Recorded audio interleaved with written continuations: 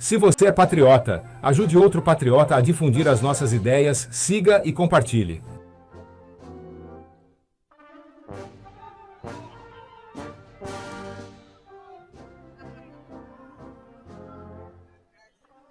As palavras certas, na hora certa, no lugar certo. Essa é a chave por uma comunicação eficiente, persuasiva e vencedora. Uma comunicação que vai fortalecer a direita em 2024.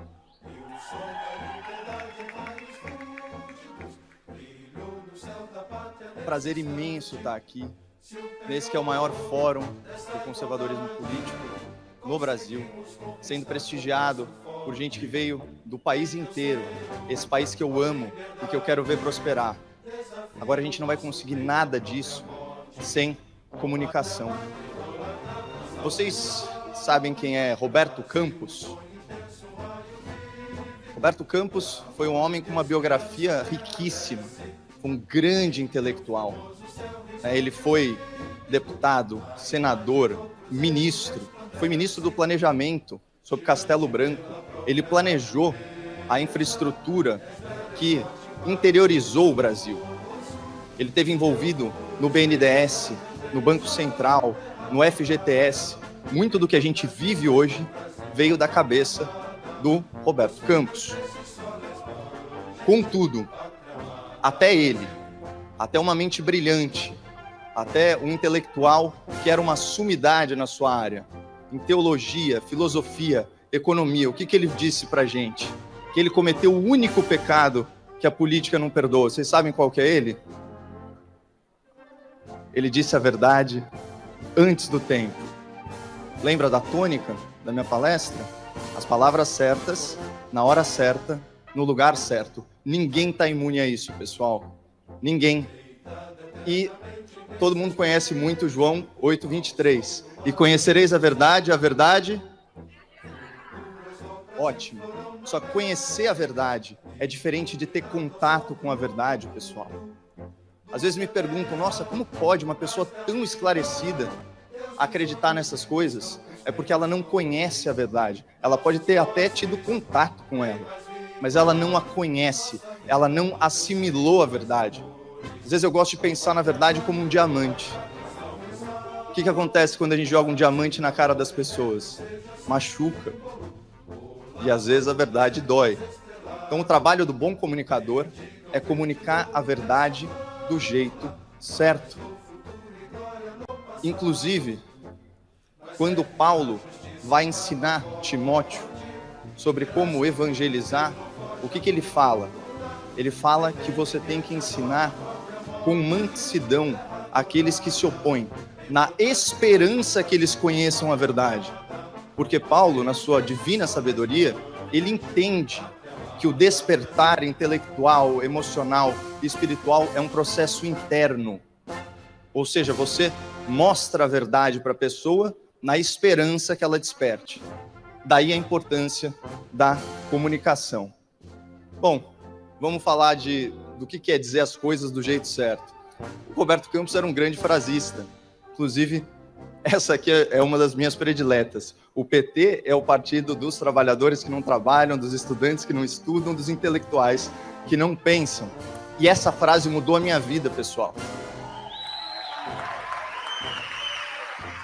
Essa frase mudou a minha vida literalmente. Eu era um cara de comunicação política. Eu tinha um canal no YouTube, tinha só 10 vídeos. Por muita sorte, eu fui convidado a participar de um programa na rádio. E eu fiquei matutando sobre o que eu ia falar nesse programa. Falei, acho que eu vou citar alguma coisa do Roberto Campos. E isso ficou na minha cabeça.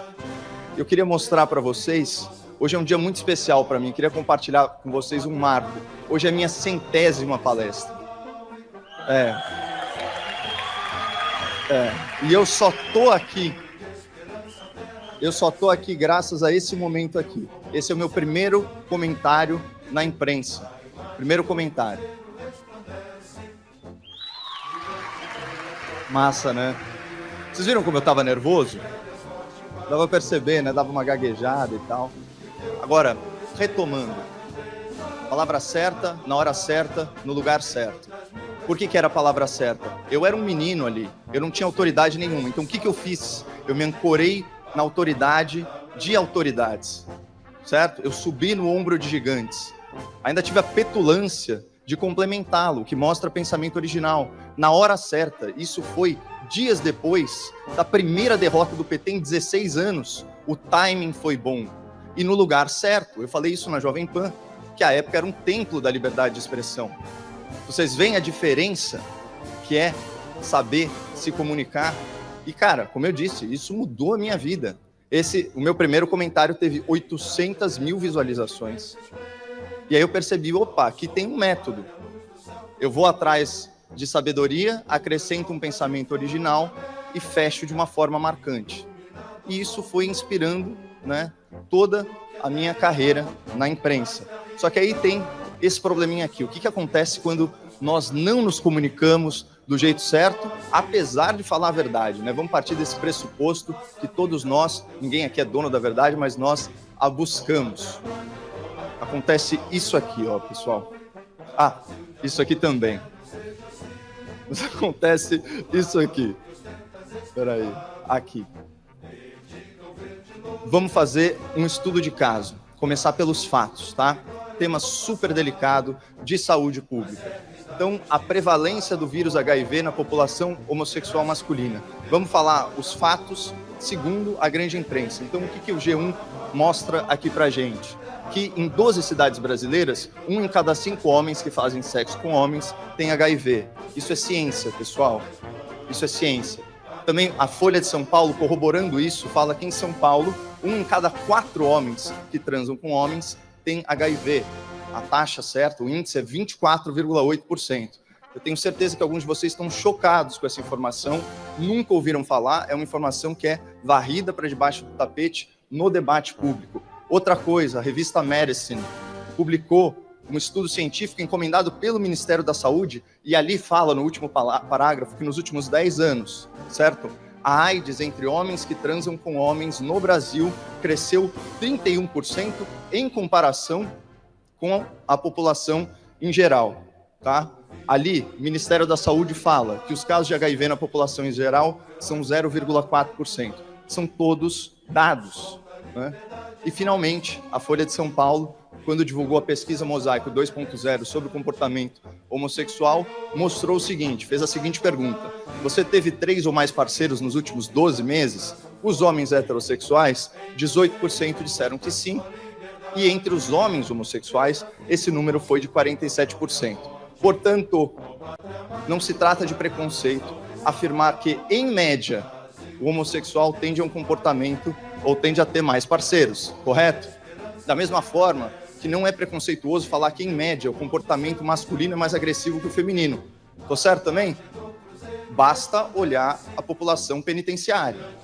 Você vai ver os crimes violentos, grande maioria é masculino. O que seria preconceito? Seria falar que todo homem é agressivo, que todo homem é, aspas, um estuprador em potencial, ou você falar que todo gay é promíscuo. Isso é preconceito. Mas isso aqui é ciência estatística. E a definição do dicionário é muito clara. O que é promíscuo? Que mantém relações sexuais com muitos parceiros. Mas olha o que aconteceu com um colega meu que não seguiu a regra das palavras certas. Leandro Narlock, sabem quem é? Então, esse cara também é um intelectual contemporâneo, é autor best-seller do Guia Politicamente Incorreto da História do Brasil. E vejam só o que ele falou. Eu já acompanhei vocês por todos os dados, certo? Ele vai repeti-los, tá? E qual que era o contexto? Ele estava, inclusive, apoiando uma decisão do STF, certo? Que obrigou a Anvisa a retirar a restrição à doação de sangue por homens homossexuais. Vejam o que ele disse. Ok, para repercutir isso, Narlock, ainda bem, né? Sim, a mudança, na verdade, é pequena, assim, né? Ela vai restringir mais a conduta e não o tipo de pessoa, né? A opção sexual do indivíduo. Toda essa polêmica começou porque, não há dúvida disso, né? Os homens gays, eles têm uma chance muito maior de ter AIDS, né? Em 2018, uma pesquisa mostrou que 25% dos dos gays de São Paulo eram portadores de HIV. Mesmo que esse número seja exagerado, de fato ele parece mesmo exagerado, o fato é que é dezenas de vezes maior a chance do que na população em geral. O problema, a questão é que outros critérios para exclusão, eles já restringem aí os gays que têm comportamento promíscuo, né? A regra como estava agora, ela estava muito injusta com os gays, por exemplo, que se cuidavam, que faziam sexo protegido, ou então que tinham um parceiro só durante toda a vida. E se você simplesmente fizer uma regra, como já existe em vários hemocentros, que excluem as pessoas que têm muitos parceiros sexuais ou sexo sem camisinha, você já retira todo o problema. Então aí é uma pequena mudança e sim, muito boa. Valeu, Narlock. Obrigado. Bom,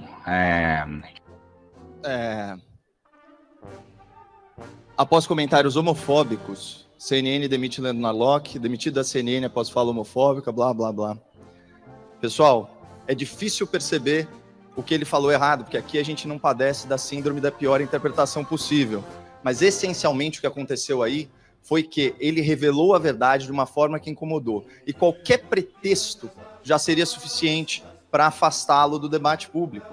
Aqui, no caso, ele errou uma palavra. Ao invés de falar orientação sexual, ele falou opção sexual. Só que eu fiz questão, quando eu tive a oportunidade de, na mesma emissora, falar a mesma coisa.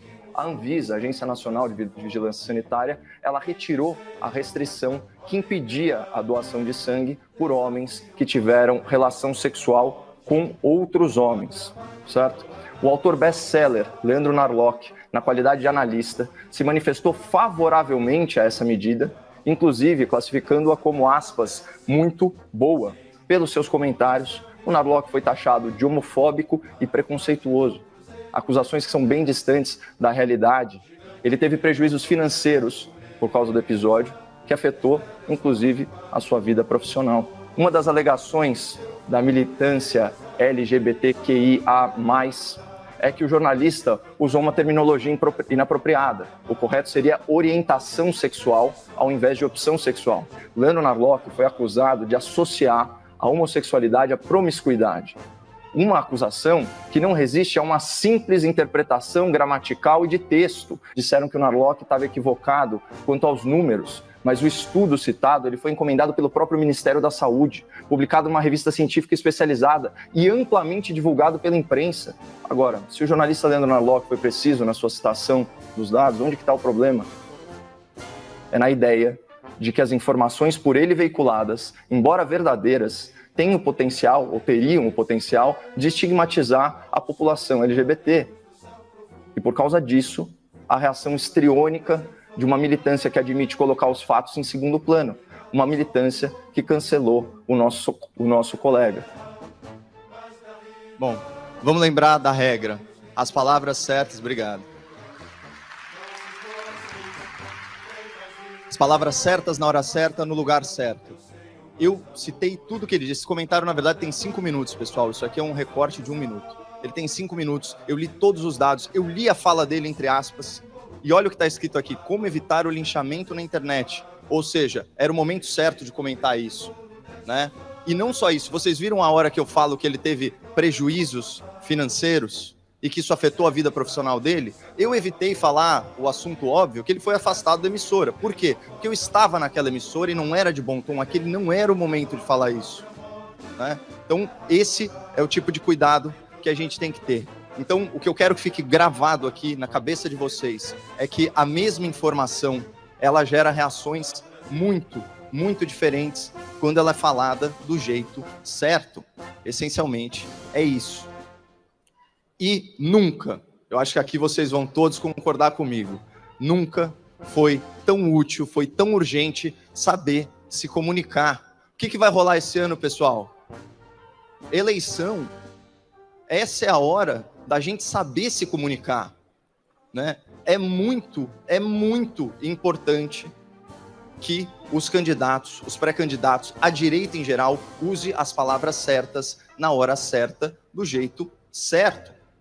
E assim, eu fico vendo a comunicação de alguns pré-candidatos e chega a ser desesperador. E eu fico olhando. Gente, é muito fácil fazer oposição Eu olho uma foto dessa, é muito fácil fazer oposição a isso. Olha essa foto, o cara tá de vermelho. A nossa bandeira é vermelha? Não. Você sabe por que essa bandeira é vermelha? Porque ela romantiza a violência. Isso é vermelho de sangue, de revolução armada, para instauração de regimes ditatoriais de matiz socialista. Isso é uma romantização da violência, é uma expressão do extremismo político. E é reacionário, está falando do movimento que invade terra, isso é contra a lei. Olha como é fácil fazer. Aí esse é o governo que chama, né, os nossos heróis da agricultura e da pecuária de ogronegócio. Um presidente que sai de mão dada com Macron, que relativiza a soberania na Europa, que fala que comprar soja brasileira é incentivar desmatamento. Olha quanta coisa numa foto só. O que mostra o ponto desse slide. É fácil fazer oposição, mas a direita é amadora em comunicação.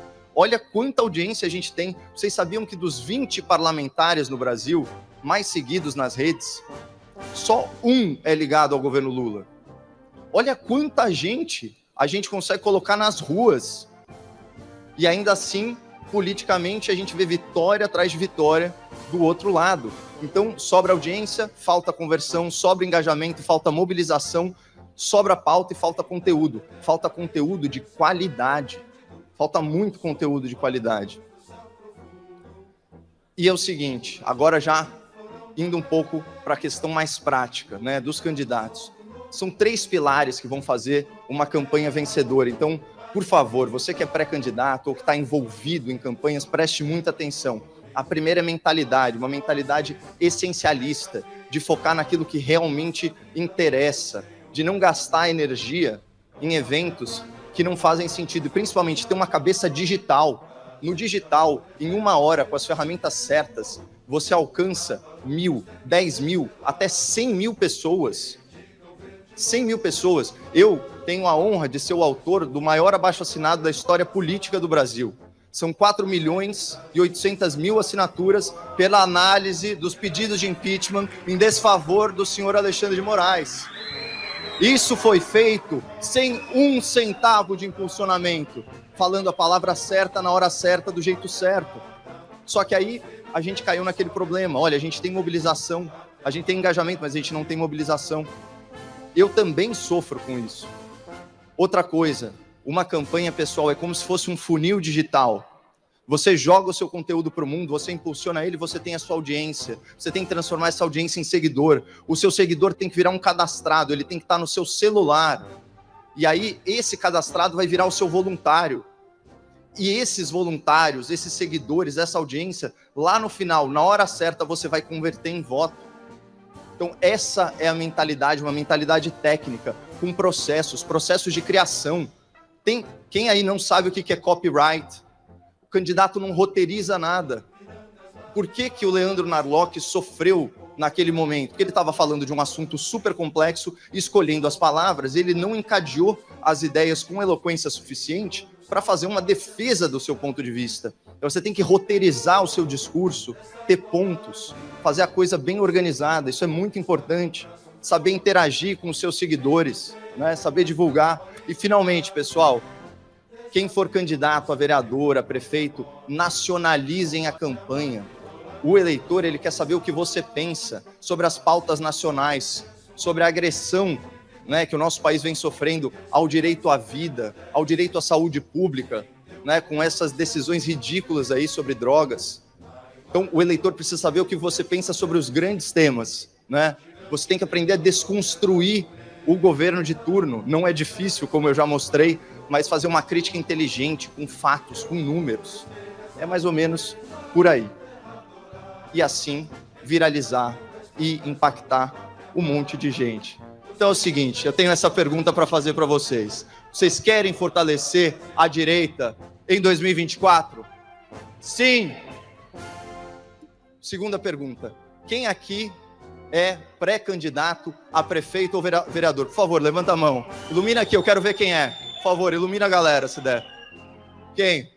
Tá, continua com a mão levantada. Quem aqui é amigo de algum pré-candidato ou a prefeito ou vereador? Todo mundo? É todo mundo? Então todo mundo vai pegar o celular agora. Agora, todo mundo saca o celular. Que eu vou mostrar uma forma da gente se comprometer a fortalecer a direita nas eleições de 2024. Por favor, celular para cima, todo mundo. Amém. Todo mundo com o celular para cima para o que eu vou mostrar agora. Pessoal, é aqui. Vocês querem centenas de bons candidatos?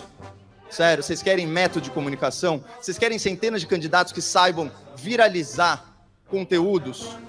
É isso que a gente precisa? Falar a coisa certa. Então, por favor, tirem uma foto disso. Vocês vão ser encaminhados por um grupo de WhatsApp. Nesse grupo de WhatsApp, ao longo de toda a eleição, a gente vai compartilhar conteúdos com vocês e com quem vocês mandarem esse link, para a gente ter um mínimo de coesão na nossa comunicação. A gente precisa escalar. Eu acabei de mostrar para vocês que falando as palavras certas, na hora certa, do jeito certo, a gente engaja. Eu estou vendo centenas de celulares agora tirando foto. Isso mostra que com método, com técnica, a gente consegue se comunicar. Esse engajamento que eu consegui agora com vocês. Eu quero que cada um dos candidatos aqui consiga com os seus potenciais eleitores. E se Deus quiser, e Ele quer, a direita vai sair fortalecida nessas eleições. Muito obrigado, não percam a esperança no Brasil e fiquem com Deus.